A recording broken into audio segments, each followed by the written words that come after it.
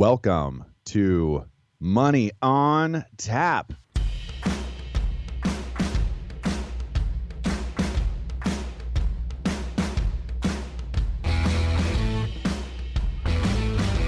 Money on Tap, your personal finance headquarters, where we bring out the professionals' experience and some fun in what we call three-dimensional investing, utilizing insurance, brokerage, and fee-based planning. That's what we do on this show. We look at all sides of the issues, and we bring a fully independent planning perspective to the table. It's Money on Tap's insightful Summer Sector Series, diving into the hottest investing sectors for the season. Each week exploring a different high-growth industry, analyzing major players, market trends, and emerging opportunities, with expert guidance to make smart investments all summer long. On today's program, The Moneymakers, Unveiling the Financial Sector. Your summer school session starts now. Welcome back. You're listening to Money on Tap. You can reach us at 855-226-8551 or info@yourmoneyontap.com. My name's Seth Cressman here with Ben Brayshaw and Dan Micklin. How you guys doing today? I'm doing good. This Summer Sector Series, I'm excited about getting to the other side of this. It's a lot of information, so I think it's a little bit of the heavier cycle of our shows, but I'm excited about that because I think people will be able to go into the fall and be really prepared investment-wise. What do you think, Dan? Yeah, enjoying the series. Happy with the way this thing's been going, and I think we're giving a lot of great information. So, yeah, excited to be part of it. Yeah, this is a lot of fun, I think, when we put the show together, figuring out what do we want to do for the summer, what are the next few shows going to look like, kind of doing an educational piece in line, back to back. It's really cool. I think it's kind of part of the DNA here is that we really like the last show to tee up into the next one and going through the sectors, which today, by the way, we are unveiling the money makers. The financial sector is where we're going to focus today. It's going to really take us in some places that most people aren't prepared in. One of the things that we thrive in here is just going in the non-typical directions and developing some of the backstories and the pieces that most people don't ever even touch on when putting a financial plan together or meeting with their financial planners or turning on, the news and trying to figure out what they're going to be investing in and how they're going to invest for now and for the next 10, 20 years. So really cool that we're going to dig in here and not only get into the financial sector, what it is, kind of give you a little bit of play-by-play on that, but yeah, we're going to definitely land the ship with some future news for you and some things that you can really take forward with you.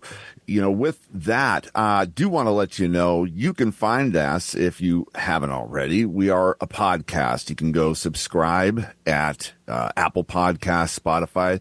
If you are doing that, we just want to recognize you and thank you for the subscribing to us in either one of those venues. That helps us out the most at those two places and send you over some really cool Money on Tap gear. So send us an email at info@yourmoneyontap.com. Let us know. We'll follow up with you and make sure that you get some really cool stuff from us. With that, it's that time, people. Money in the news. Coming to us first today from Yahoo Finance and Bloomberg. Thanks, Randall Williams. Boston Celtics to be put up for sale after winning NBA title. So this was definitely a bit of a shocker to read. Everyone's still kind of in their, post-Duckbow Celtics afterglow here and still enjoying the championship, right? Loving it. Then you get this kind of zinger hot off the presses. Yeah, the Celtics leadership and ownership group, headed up by Wyc Grousbeck, are planning to sell the team. They're going to put it on the market, expect to close the majority of the sale either by the end of this year or early 2025, and then Wyc's going to stay on for 3 more years and complete the sale in 2028. And this is being done for estate and family planning purposes, which is, kind of right up our alley. Yeah, I'm still sad to see it happening. I think he's been a great owner. And for people who don't know, when you spend more money than your salary cap, you start getting fined by the NBA. And what is it, 600? Yeah, I saw an estimate today. If they have recently, in the last couple of years, they signed the 2 biggest player contracts in NBA history for Jaylen Brown and Jason Tatum. I saw one article speculating that they're going to be paying $600 million in luxury tax penalties to the NBA this year, just for the guys on the court, which is an astronomical figure. I mean, But, it's not my money, so I'm happy to see the Celtics win. Hey, New England sports fan, what better time in life to be a New England sports fan, right? I mean, we win stuff constantly, which is great. I mean, when you look at the top 10 players in the Celtics, any one of them could start somewhere in the NBA. How is this playing into the kind of the overall impact of just the sale of pro sports? I mean, they're literally at the highest appraisal rates in history. 360 in 2002, valued now at $5.1 billion. It's astronomical how well these teams have done, but the NBA has sold 3 franchises, or 3 franchises have changed hands in the last year in the NBA, that's a lot for these sports leagues. Usually it's, once a decade you see one of these things coming up, but I think a lot of people are getting in and cashing out, like Mark Cuban just sold the Mavericks, right? Yeah. So They're going to add 2 more franchises here in the next couple of years. That was per Adam Silver, NBA commissioner. I think that's just a fascinating story. And I didn't really know a whole lot about the ownership there or the ownership group. It was interesting to hear you comment on, how valuable he is or has been to the community and what a loss that's going to be. Following mostly football, that's really honestly where I spend most of my time. I wasn't sure what the story was there. Is he another Kraft in the community, a Bob Kraft in your community? And what kind of a loss is that going to be for the team as a whole? He is considered, we're probably stretching this one out, but as far as pro sports ownership goes, he's one of the few that this is his only business or like his primary business. And on that kind of scale, he wasn't considered to be amongst the more wealthy, which is obviously ridiculous. I mean, he's about to sell a team for $5 billion. So, he's doing quite well. He's all right. But, in the grand scheme of things, like he doesn't have, the net, or at least the reported net worth of the Crafts of the world. I think we should go in on this, Dan. I'll split it with 50-50. I am in. Make it your sole business. We have to find the best mortgage broker in the business because we have to come up with some crazy math to get this thing going. But oh man, wouldn't it be great to own a New England sports team? I mean, remember the Celtics were publicly traded for a minute, way back in the 90s. Yeah. That was a disaster, but that did actually happen. I know. We own it. Okay, next up from Tom Mitchell. Mitchell Hill. Wow. Yeah. Okay, Tom. Thanks for this. This is Roaring Kitty fraud lawsuit over GameStop dropped after 3 days. This is from Cointelegraph.com. This is incredible. So for everyone who has listened to the GameStop, what would we call the GameStop world of the conversations here? I mean, this is meme stock. It's just segment. the meme stock, the craziness, We talked about this months and months ago that this guy was going to probably get sued. The SEC was looking into it about market manipulation, and some investor decided that he was going to sue him himself. And, that was like all of a sudden became huge news, market manipulation and so forth. But it was actually dropped without prejudice 3 days later in the idea that, hey, hopefully, everything's okay, but he can still sue if he wants to. Now, Dan, I mean, the article itself is really kind of like more of a placeholder for us to have a conversation about this. But that there was a settlement outside of this. I mean, Roaring Kitty, what's this guy's first name? Gill? Keith Gill. He's worth billions of dollars now. I mean, over $1 billion in just GameStop real estate. I mean, GameStop stock. And I don't think it was that high, but I mean, it's big money though. It was big money, yeah. So, anyways, I mean, there's got to have been a settlement. 3 days, like, leave me alone. Here's your money. I'll walk away. But it doesn't speak to that and so forth. But I will say that he did take a huge position, which moved the stock Chewy, which is that. It's like dog pet supplies. Pet supplies, dog food, yes, pet supplies, and moved it up 20% in a day. He had a file that he owned more than 5% of the company, bought 6.6%. But this is the interesting thing. And I was talking with my son about this. He bought, I think it was 9,000,001 shares of Chewy, but he also bought 9,000,001 shares, I think, of GameStop. It's very interesting. Magic number, huh? That's strange. I hadn't read that or found that anywhere. Yeah, it's the level of depth I do in my research, Dan. I understand the lawsuit. I read some of the particulars. This is one of those rare times where we had to kind of change an article midstream. I had an article pulled up to discuss of him getting sued, and I had to quickly retract and pivot into no more lawsuit. But, I mean, I don't love this guy. I could really care less. I found the meme stock thing. I'm glad you don't love him, man. That's good. Yeah. Good first start. But I'm not mad at him, though. I don't think he should get, like, I mean, he took only public information and threw it on Twitter and just told a tale. He wasn't necessarily, I mean, he certainly got to a point where he's rallying people into this thing, but is it market manipulation because he pointed out public information, just says, hey, I found this? Well, he pointed out that, I mean, this is the fact that information, like, hedge funds need to be careful. I mean, this is what they really walked into, because he just said, hey, listen, this stock is oversold. It was like, what, almost 2 times or 3 times the number of shares that are actually out there to buy. And he's like, if everyone buys a certain number of shares and we just hold them because we like this company, we want to save it, they'll crash and burn. So what's wrong with saying that? What's wrong with that? Exactly. What's the point of, like, just observing something that's known and saying it out loud? I mean, what's the big deal? And what kind of market manipulation is it on the reverse side for trading to be halted because the stock's going up too much? What's the bigger problem here? That hedge funds can short beyond the float, which is a mathematical impossibility? Or that this guy observed that and said, hey, look what's happening here. Let's make some money. Yeah. Which one's worse? I know. And like the fact that a bunch of kids essentially could go out and buy 5 shares of GameStop for ridiculous money and hold on to it and not worry about it. And hedge fund people were bleeding money dry. Like, I'm not losing sleep over the hedge fund. I mean, they have destroyed companies and manipulated companies' financial health that probably could have survived if they hadn't even involved themselves. And you know what? They got burned back. And I have no problem with this whatsoever at all. And I think it's complete market manipulation to stop, to literally halt trading because a stock is going up too fast, too much. Like, if someone wants to buy it for that price, who cares? Right? I mean, they only halt it to protect the hedge funds. I mean, that's...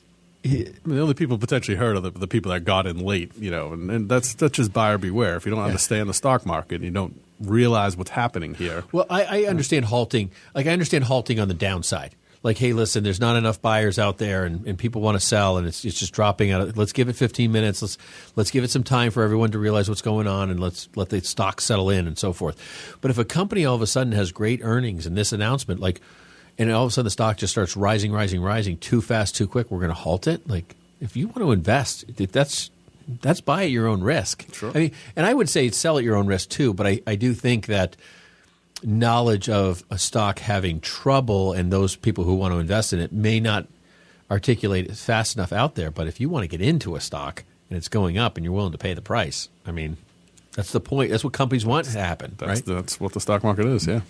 I think some of the challenge with that becomes these days, not only is it individual or corporate investing, but how much of it could be triggered by algorithms out there, basically coming in or coming out of the market based off of the programming that they've set up around the model or their investing, and giving an opportunity for people to kind of get ahead of some of those algorithms out there that are just continuing to perpetuate what happens in the market.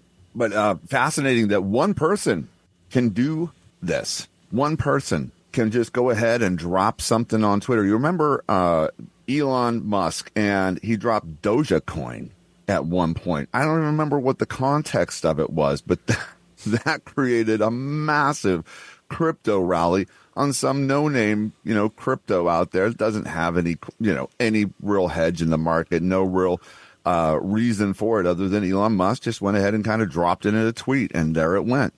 Yeah, at what point in time is it market manipulation between a statement or a picture? Because like Keith Gill only posted a reverse Uno card of some sort, on X or Twitter, and and I think Elon Musk posted a Dogecoin image.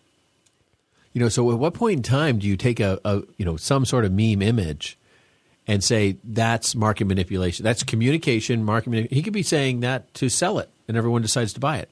Yeah, I mean, I think it's on the investor to, if you're going to react something like that, as simple as that, and be willing to put your money on the line to do it. I mean, do your due diligence. Good luck, but I mean that's just a grown-up decision you're making. I think it's foolish, but people do all kinds of crazy stuff with money. I think. I think options trading and all of that, we do that stuff here. Just But for the untrained person and taking the level of risk and not knowing that stuff and and so forth. But buying a stock to hold, like if you want to buy GameStop at $200 a share and you want to hold it because you think it's going up and you're a 12-year-old kid and your dad's letting you do it, well, that's your family problem. Like that's nothing to do with us. Like it has nothing to do with the whole market people.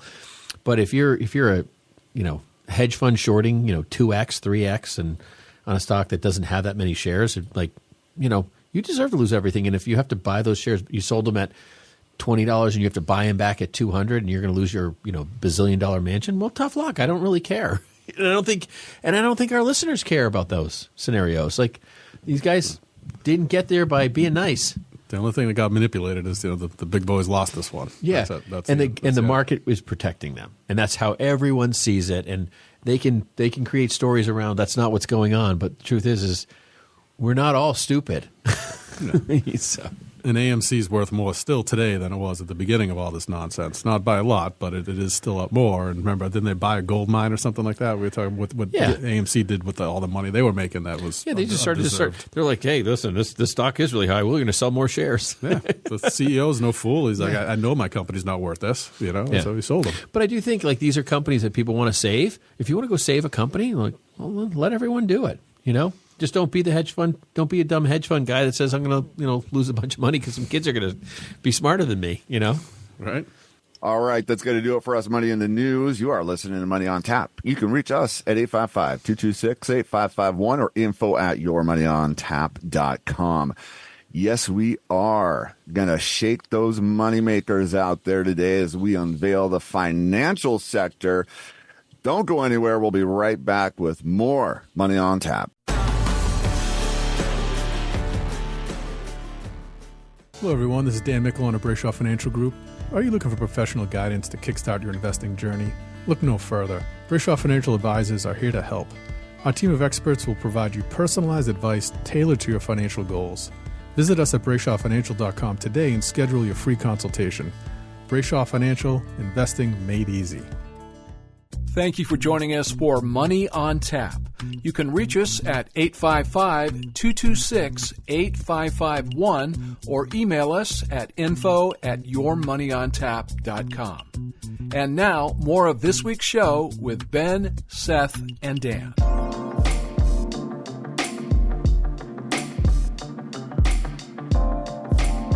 Welcome back. You're listening to Money on Tap. You can reach us at 855-226-8551 or info@yourmoneyontap.com. We are digging into the moneymakers and unveiling the financial sector. Before we get going down this road, one of the things that we want to kind of bring back to you here is just a bit of a reminder, like, what are we doing here? What are we talking about? How did we get here? What's the purpose of this show specifically? And what value does it hold inside of this for you? So we're going to take a look at the S&P 500 for one. Okay, the S&P 500 is broken down into sectors, and those are 11 sectors. And this summer, we decided, hey, let's go ahead and roll out a summer school series. Summer sector series is where we've been. We are spending our time here with you today talking about the financial sector. We started off this series talking about technology. And if you go back and have a listen to that, or if you've already listened to it, one of the things that was really, I think, important inside of that was understanding, okay, this is a broad sector. Technology covers a lot. And one of the questions that we had inside of that is, what is technology? And here we are coming through a couple of different sectors now, and in financials. And financials is in some ways very similar to that technology story, where we can take a look at it and say, well, I think I know what financials are and what kind of financials are comprised of, but it is also going to be one of those sectors that just has a lot under the hood. And, if you're kind of wondering, for instance, like, how do I invest in this sector? Well, XLF, and that's a ticker for you. We'll use some of these and we'll bring some more of them into the picture for us as well. XLF is a ETF, exchange traded fund, that you could go out and open an account and you could buy if you wanted to just hold the sector, the broad sector inside of that S&P 500. And you might think, well, I'm getting a totally diversified method of investing in kind of this. That's funny. I'm laughing at myself. I'm like, diversified inside of a non-diversification, right? Okay, a little bit of opposites kind of inside of this, right? We can get more granular, but in terms of the XLF, what does it hold inside of it? You can see there's a breakdown inside of that of many different companies. And just the top 10 to give you an idea what that could look like here is Berkshire Hathaway, and that's 13% of that. JP Morgan Chase & Co., and that's 10%. Then we move on to Visa at 7%, MasterCard at 6.5%, Bank of America at 4%, Wells Fargo at 3.5%. And the list goes on. Goldman Sachs, S&P Global. If you didn't know that, the S&P Global is a part of the financial sector, and American Express, Progressive. So there's a number of like 74 other holdings inside of just that ETF alone, and it decreases as far as the percentages that are held inside of there. But there is the ability to kind of have some diversification and at the same time some concentration inside of a sector here for you. So we're going to break down a little bit more, a lot more of this sector and, some of the bellwethers and the stalwarts, but also some of the neatest stuff that we've been able to see inside of investing for quite a while. There's a lot of ETFs. It's just kind of that's the spider version of the financials. And we're going to get deeper into that. But I was just thinking, like, out of those top 10 stocks, and we've been talking about kind of the diversification and we're talking about diversification in a sector. So you can, hey, I'm narrowing down here. How do I spread my risk out there? And ETFs are used, but I just think it's interesting that there's roughly 71, companies in the financial sector, and yet, this ETF focuses on 10 of those companies and invests 55% of their entire investment in those 10 companies. It's amazing to me, not that there aren't like those really strong allocations, like, oh yeah, we definitely want to own this. But I just thought it's just amazing because the disparity is huge. I mean, you go from one company being 13%, which is Berkshire Hathaway, to, the next top 10, not the next one down, but all the way down to 2%. So it's like there's this huge, like this top 10 are not equally weighted at like 5.5% each. They're completely unweighted, and how they get this randomness. And then Berkshire Hathaway has its own allocation because when you think about Berkshire, right, Dan? I mean, American Express is a big holding for Berkshire, right? And yet they have Berkshire and then they have American Express as well. Yeah. So when you really start thinking about the complexity of what you really own and how much leverage you actually have in any one company, you may not even know. You're like, oh, well, I own Berkshire and I got 2% of American Express. Well, no, you have more than 2% of American Express. And trying to understand that complexity is the detail that financial planners like ourselves actually get into. And maybe that's not really relevant for like the everyday average Joe buying a financial sector, but it's important for you to understand how to track and how to trace maybe vulnerabilities inside this world, like to ask the right questions. A phrase I say when I go into, either, buying a vehicle or looking at a house or, whatever the story is, whatever you're engaged in and you're not the expert, I ask this silly phrase, and I don't know where I got it. I don't know if my parents said it. I have no idea. But I'd be like, what's the one question I didn't ask that I should have? I say that to people all the time. I'm like, well, what's the one question I should ask that I haven't asked you yet? Like if you were sitting on my side and you're the most knowledgeable person in the world, what would you be asking in my place? In this scenario, you need to make sure that your overlapping of assets is truly understood both on the individual level, like buying an XLF, or knowing that Berkshire already owns American Express, and what is your overall exposure? Or like how do these things crisscross in general? Like we talked about owning the tech stocks. When you own the tech, you own the Qs, right? Well, actually, they're allocating in lots of sectors. Only 50% of it was actually in the IT sector. So by the time you're to the other sectors, you're overlapping all over the place. We have technology here. If anyone wants to give us a call, we can actually put all the holdings into our system, and we can tell you exactly what percentage you own of each stock based on all the various holdings you have. Mutual funds, ETFs, you name it. Maybe you have stocks too, and you're like, oh, wow, I got 60% of my holdings in Apple. Well, you wouldn't be the first person that had some crazy scenario like that in your story. So I think that it's really good to, as we dig through these things, to understand where the vulnerabilities are. Yeah, I mean that question that you just brought up and the way you phrase that is, what have I not asked that I should have? And I think the answer for everybody out there when it comes to building a portfolio is waiting. You need to ask that question about, or find some kind of a tool, and we have one that we can share with you anytime. But there are certainly online versions of this. When you're buying packaged products, the ETFs, mutual funds, Berkshire Hathaway, where it is the single investment you made is actually a bundle of other investments. You really need to analyze those to see, exactly how weighted you are in one stock. And the technology index was the perfect example of that. Well, I think Berkshire Hathaway's largest holding is Apple. Yeah, Apple, right. But American Express, Coca-Cola. You're going to own a big chunk of those companies in there. Yeah, by the time you're done, you're 10% weighted in Apple. If Apple has a 30% drop, which it does all the time, honestly, it's literally like riding a wave, surfing. When you look at Apple's history, so hey, the wave keeps getting bigger and greater, but you still have to ride that wave out. There's a lot of overlap that's really hard to understand, and I people need to become informed. We don't need to beat that to dead horse, but you have to be informed on this. Yeah, and I think in comparing this ETF, the Spider Financial XLF, one thing that we found, it was heavily concentrated in financials, like you would hope, but that was a little eye opening in other instances. But it's about 96, 97% in financials. And in kind of, exploring this weighted conversation and weighting, the whole entire S&P 500 has become, heavily weighted in the tech space. And that's kind of, we opened the summer series talking about that and how those, mega tech companies really disproportionately outweigh the vast majority of the rest of the index.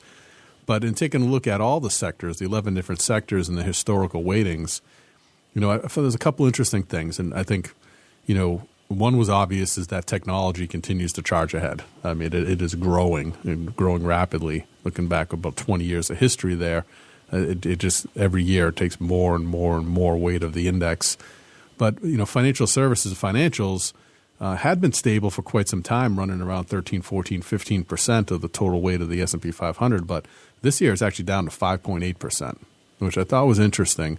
And looking at all the other sectors, as we hit on these week by week, we'll discuss more specifically. But, really the rest of them were fairly flat, with the big discrepancy in communication services.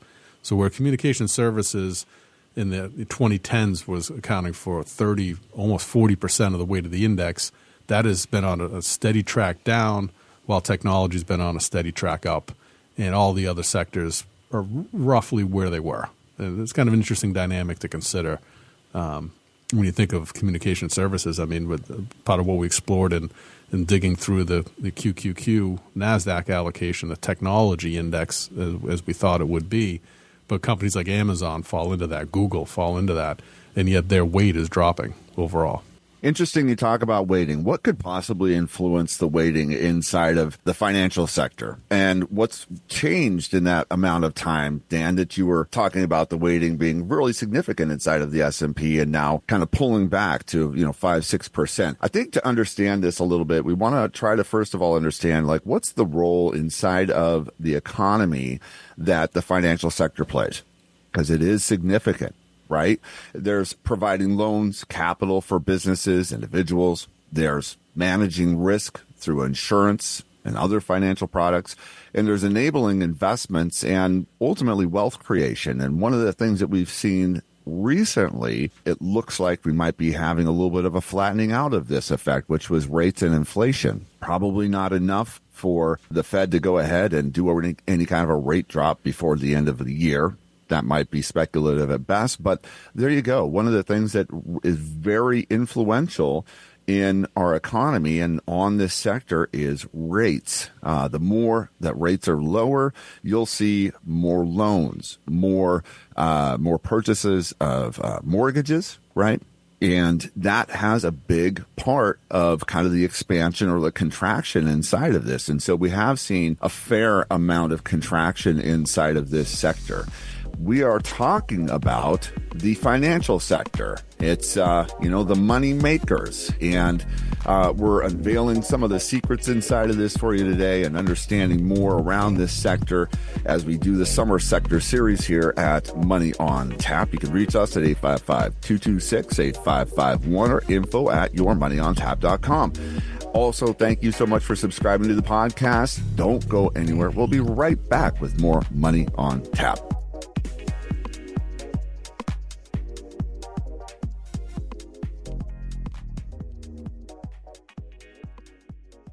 Hey guys, Seth Cressman with Brayshaw Financial Group.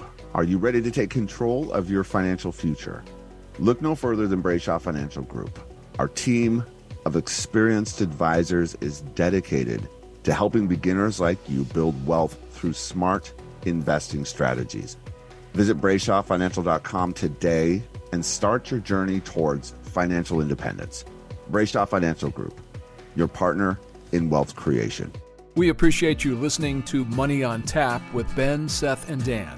You can contact us at 855-226-8551 or email us at info@yourmoneyontap.com.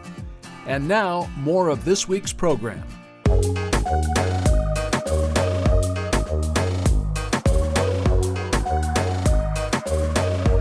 Welcome back. You're listening to Money on Tap. You can reach us at 855-226-8551 or info@yourmoneyontap.com. We are getting into more about your moneymakers, unveiling the financial sector. And, we've talked a little bit about kind of what's tucked inside of that financial sector. It's the, and why does that have impact inside of the economy? One of the things that we want to make sure that you do have a little bit of a glimpse of here as we move towards is we are going to be talking about some of the most revolutionary, and is it revolutionary or evolutionary? I don't know. The evolution of it has taken us almost into a revolution, but it's the AI and it's the blockchain and it's these kind of just right here in front of us biggest stories that we've seen for the longest time is warehoused a lot of the time and has opportunities a lot of the time inside of this sector. Cannot wait to get into that with you. But right now we're going to kind of uncover a little bit more in some of the subsectors inside of the financial sector. Yeah, the financial sector is broken into a couple of really key components, and I think that's important on a number of levels for listeners to understand. One, you want to know what you're buying, but two, and I think this is the exciting part for investors, is that, much like the tech sector, you can really pinpoint your investment decisions using some of these tools we're going to get into if there's a certain element of finance you like or prefer versus others. So I think this is really cool, and this is one of those indexes that we really can break down and pinpoint how we want to get invested, again, without having to pick an individual stock to be the real winner. But in the financial world, the financial sector, it's basically comprised of banks, insurance companies, financial services companies, fintech, and this thing called SPACs, which we've talked about before, which is, probably a little bit more in the fringes of the investable world. But, that's a situation where a company's basically borrowing another's public offering to go public. And that's again, without having to go through all the red tape, essentially. It's a shortcut to get your stock on the market. But those are high risk, buyer beware. I would say, wade into those with a little bit of due diligence and a lot of wisdom if you're going to dare do it. But banks, insurance companies, financial services, and fintech are really, I think, where we want to focus in on. Yeah, and I think the financial industry has a lot of energy going on inside it because, everyone's talking about all the cryptocurrencies and all the different stuff going on, and where is that going to play in the banking world? And, there's all the speculation around that, and it's the U.S. dollar going away, and we're not here to really dive into that today, but I think from a standpoint of an investable asset class, this is really interesting because one thing about the financial sector is that you can get really intentional. You can get really dive down into a banking only ETF, like a local banking only ETF, or there are a lot of kind of verticals. I look at it as taking a pair of tongs and reaching down in between the cabinet and the stove or something and trying to grab something that fell. Like, you can get really intentional inside the financial industry where you can kind of pick your world. And that even gets into the, like if crypto's your thing, whatever. I mean, it's not mine, but, hey, God bless you. I mean, I don't really care. But if you really want to get into an insurance company ETF, like you think, hey, insurance companies are really going to be where it's at, and we're not going to have a bunch of hurricanes this year, and I'm going to focus on property and casualty, like home coverage kind of insurance this year, and, as an investment. Great, you can go buy that ETF. It like all of these things exist. I mean, right, guys?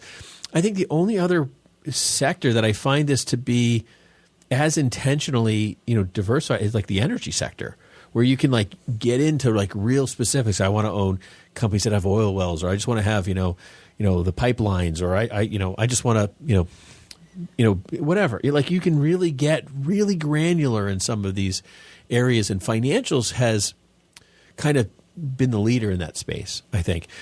The other thing that I think is interesting about financials is that it is the one that's hit the most, or the one that gains the most tradition. Like it is the swinger of a recession versus, like an economic expansion, right? Like it is interest rate driven. It is good, bad, and indifferent driven. Like it is the one that is swinging the most. So, if you're scared that the market's going to crash on us right now, like, financials is probably not the place you want to be,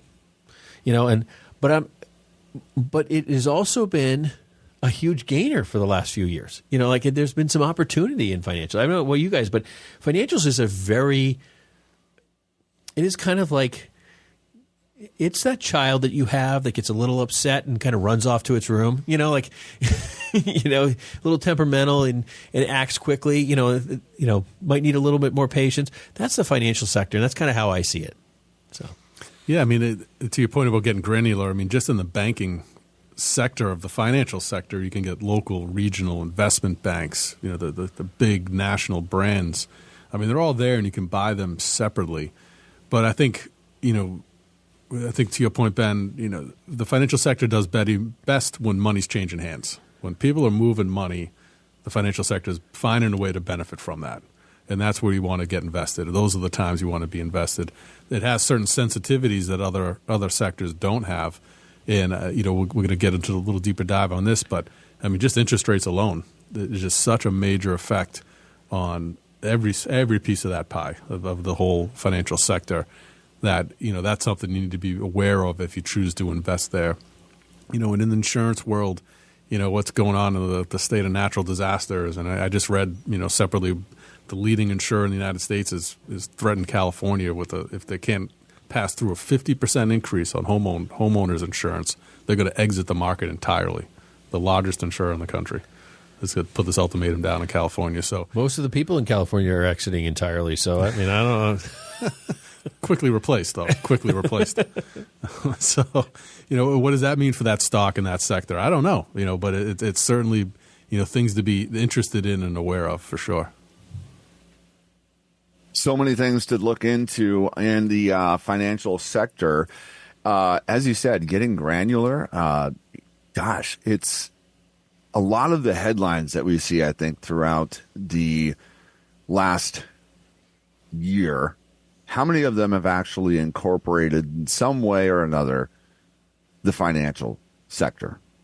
Whether that's been the story around rates, whether it's been a bank getting exposed because they've bought bonds that were at a much lower yield than they needed to be able to support their book of business, and then rates went up and they got caught holding the bag and not being able to support their underlying financials and ultimately be going under and having to get saved. How many times have we taken a look at banks needing to get saved by government entities? It is like you said, Ben, it is a volatile place to be, a very susceptible place to be, and also some of the best investors that we've ever seen in our lifetime or your lifetime, AKA Berkshire Hathaway, are heavily invested and extremely profitable inside of this sector. I mean, Geico one of the biggest holdings of Berkshire Hathaway.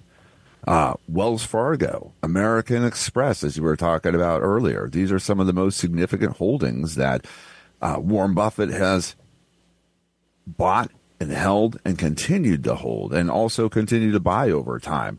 So it is a land of opportunity, and at the same time, one of the things that I know that Warren Buffett talks about that scares him to death of these financials is not being able to really uncover what's inside of them. However, if you wanted a place where you could cook some books, that's for sure. You could go ahead and pull that into the financial sector. And it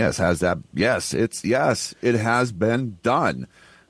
Well, I think it's funny when you mentioned Berkshire Hathaway and you look at the holdings, of Berkshire Hathaway, and it's listed as the 13% allocation in XLF, the spider ETF for financials.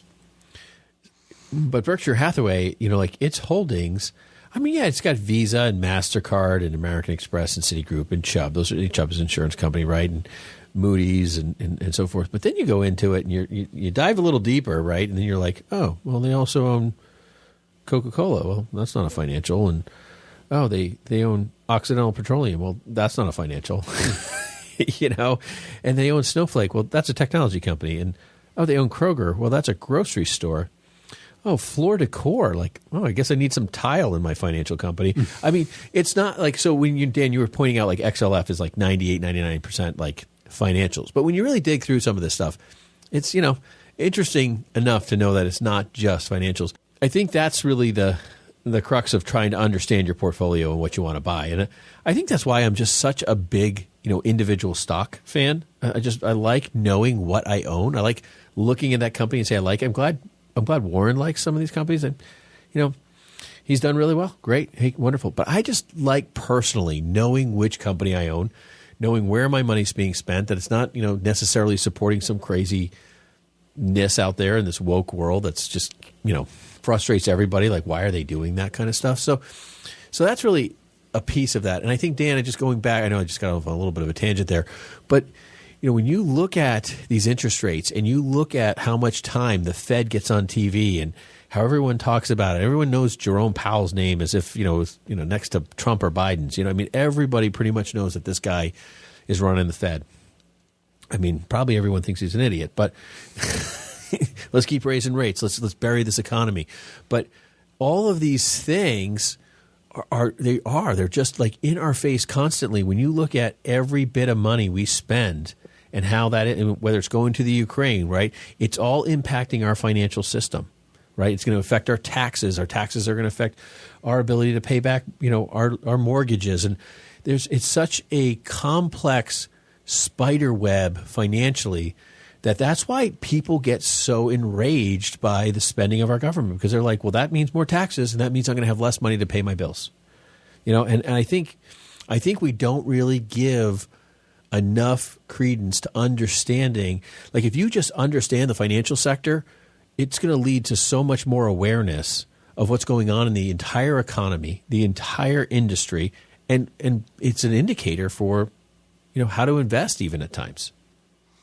Yeah, I think it's definitely one of those sectors that has the most investment options within it, and really heavily analyzed companies that that information's all out there because of the disclosure requirements that all participants in the financial world have. So I think it's probably a cleaner sector to get a look at and make some well-educated calls and investments. But it's also so sensitive to the conditions. I think that was the larger point, right? The interest rates, what's going on in the world. Is money moving? Are people burying it in the mattresses? All those things really affect that sector quickly and to a more dramatic scale than some others.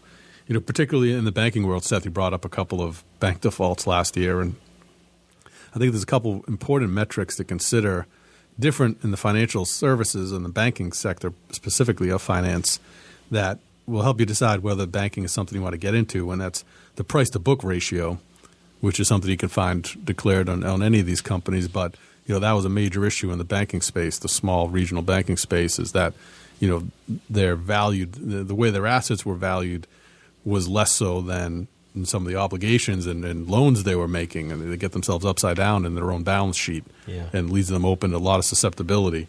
And then the net interest margin, this is a pretty easy one that you can, any investor can just kind of, gauge what's going on out there in the world. It simply comes down to, the banks get invested in bonds to be able to provide them the revenue to pay out CD rates. So, what are their bonds paying? Is that less than they're offering you to walk up there and buy a CD? If it is, they get a problem. Yeah. You really need to look at that. I think when you talk about the CDs, and we say this in the show from time to time, if a bank is offering a CD rate that seems, largely beyond what's kind of an industry standard, you have to be careful, because banks have to have a certain amount of deposits to make all the things fly financially for themselves, because they have reserves that they have to have, and if they don't have them. So what do they say? Well, we're going to lose money in borrowing money overnight from other banks, which is a total crazy thing anyways we have out in this industry. Or I can pay people more for them to invest with us and make it more attractive to bring more deposits in. And if you see some sort of oddball CD rate, like, these are some questions to ask, like, what's your price to book ratio? Like, you walk into the bank, they have to, this stuff's all public information. So, you start asking questions like this, they're going to be like, Try the next bank. Yeah, try the next bank. So that's, people are like, oh, I can do really much better in a CD at the bank, and they're offering this great rate. My ears pop up, like, how great, All right, you are listening to Money on Tap, the Moneymakers Unveiling the Financial Sector. And we're going to take a quick break. You can reach us at 855-226-8551 or info@yourmoneyontap.com. When we come back, we're going to get beyond the bottom line and the future of financials. Don't go anywhere. You're listening to Money on Tap. Are you looking for personalized guidance to kickstart your investing journey? Look no further. Brayshaw Financial Group and our planners are here to help. Our team of experts will provide personalized advice tailored to your financial goals. Visit BrayshawFinancial.com today to schedule your free consultation. Brayshaw Financial, investing made easy. You can reach us at 855-226-8551 or email us at info@yourmoneyontap.com. And now, more Money on Tap with Ben, Seth, and Dan.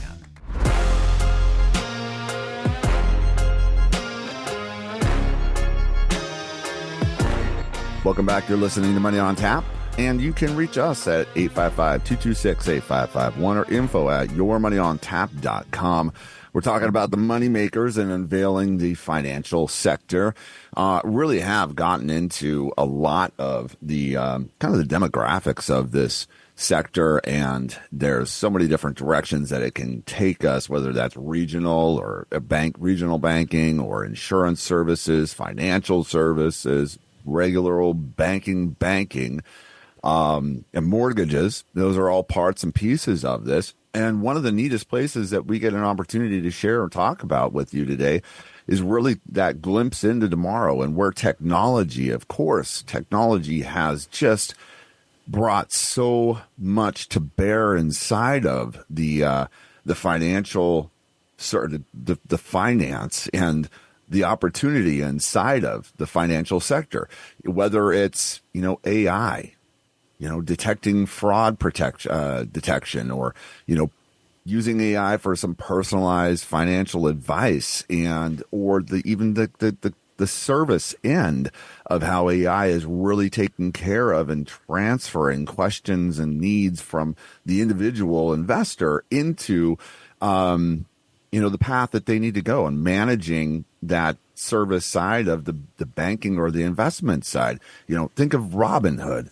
That is practically there's the hurdle or the barrier to entry inside of investing or being invested inside of finance is so low today, lower than it's ever been with, the Robinhood. That was a really interesting period of time where everybody had a Robinhood account, and it was like it turned, the the 16-year-old, the 14-year-old, you name it, all the way through into like a financial consultant themselves and trading options themselves. It was like a game that they couldn't wait to play with their friends. And just these are some of the neatest things that we've seen, as well as, there's other pieces here like blockchain and cybersecurity. But with that, let's dive in a little deeper while we have some time.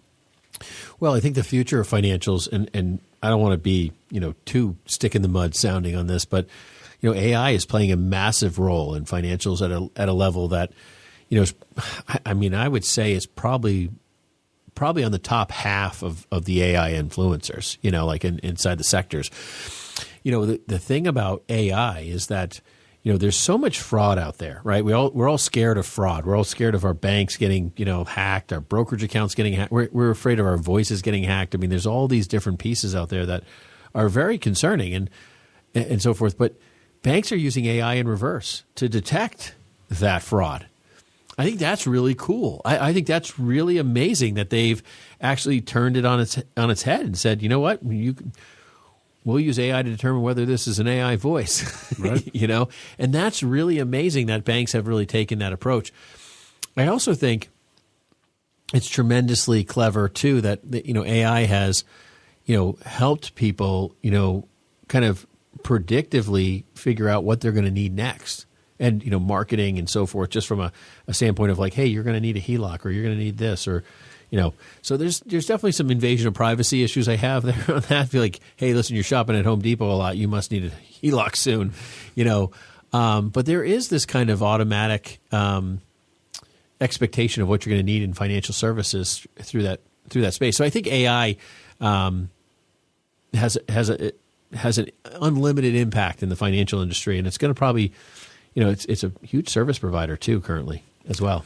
Yeah, I mean, that's one of the things that I thought was most interesting about the AI trend in financial services. It's the cybersecurity is great and it's probably the more important, but kind of the more interesting I thought was the whole customer experience. Right, the teller that you're dealing with is going to essentially be AI based going forward, and I think they have the predictive ability to begin as you engage, even at the ATM kind of a level.